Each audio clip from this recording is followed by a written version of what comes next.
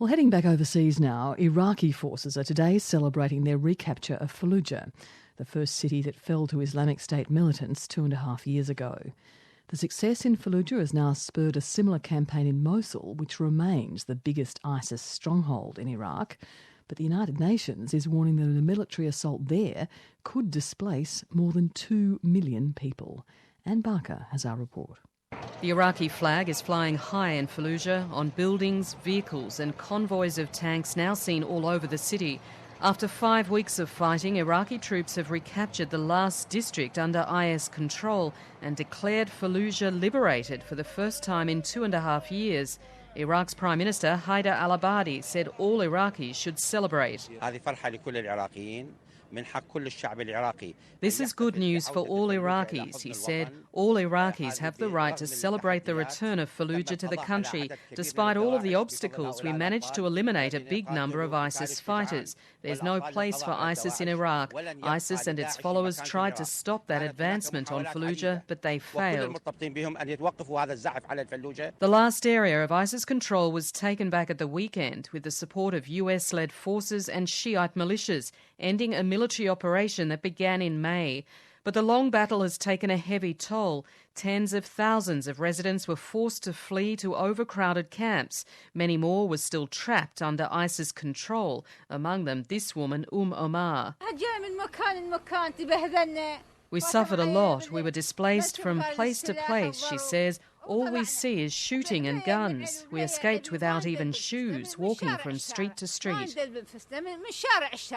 Iraqi forces have begun searching for booby-trapped houses and dismantling bombs while hunting down ISIS fighters, many who fled disguised as civilians. Many others are believed to be still holed up in Fallujah, but Iraqi Brigadier General Saad Maan says hundreds of suspected militants have been taken to a police base near Baghdad for interrogation. About 1,400 detainees have been arrested according to judicial orders, he said. Most of them have confessed that they have ties to ISIS. But sorting innocent civilians from Islamic State fighters may not be easy, says one Fallujah resident, Juma Ifan, who was also detained. They've brought me here for questioning, he says, and each person affiliated to ISIS should be punished according to law. Those who aren't affiliated to the extremists should be freed. Islamic State still holds significant areas in northern and western Iraq, not least the northern city of Mosul, which is the biggest area under ISIS control. But the success in Fallujah is already driving plans for a similar military operation there. And in anticipation, hundreds of people have begun fleeing areas outside Mosul with the help of Iraqi forces. Iraqi Prime Minister Haider al-Abadi is confident his troops will recapture the city. There's no place for ISIS in Iraq. We'll chase them everywhere, he says. As we promised to raise the flag high in Fallujah, we'll raise it in Mosul soon with the will of our forces.